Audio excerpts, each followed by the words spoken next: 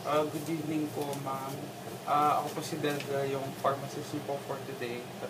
Can I have your prescription? Okay. Miss Joy.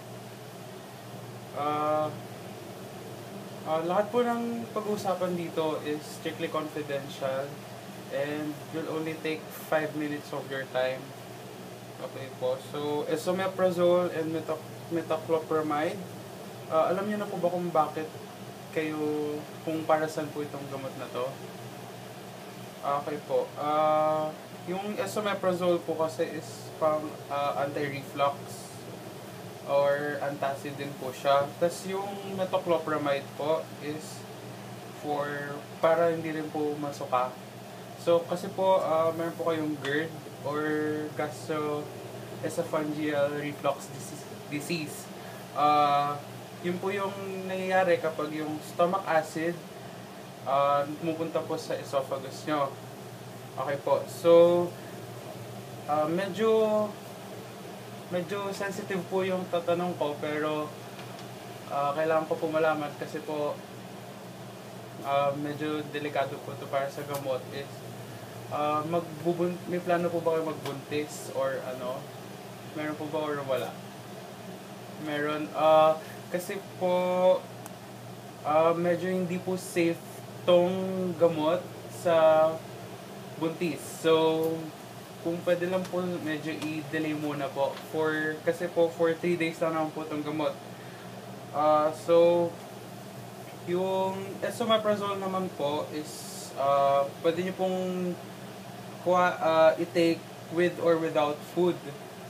But yung metoclopramide naman po, hindi po siya pwede with food. Kaya iniinom po siya 30 minutes before po kumain. Tapos po, yung may, ano po working schedule nyo? Meron po ba kayong ginagawa during mga lunchtime or ano?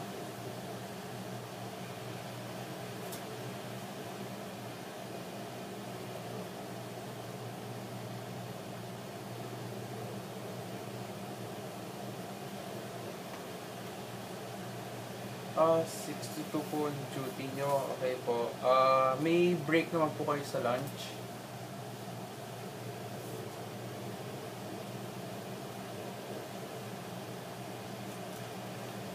Uh, 45 minutes po buong shift. Okay po.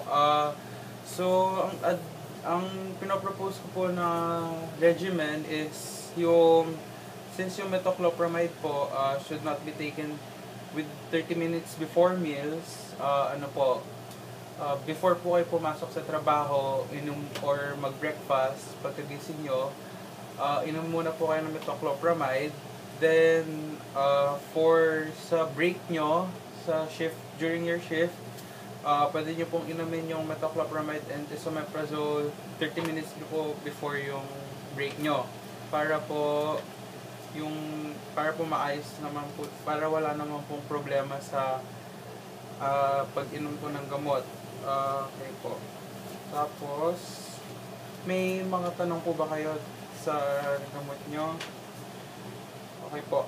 Common side effects po nito parehas is possible headache and diarrhea. Pero, hindi naman po siya ganun ka-common nangyayari. Okay po. So, wala naman po kayong tanong. Tapos po, yung pag-inom po nito is for 3 days po. Kapag bumalik po yung pag nagtuloy-tuloy po yung sakit or yung GERD nyo, balik na lang po kayo sa doktor and yun po. So, yun lang po. Thank you.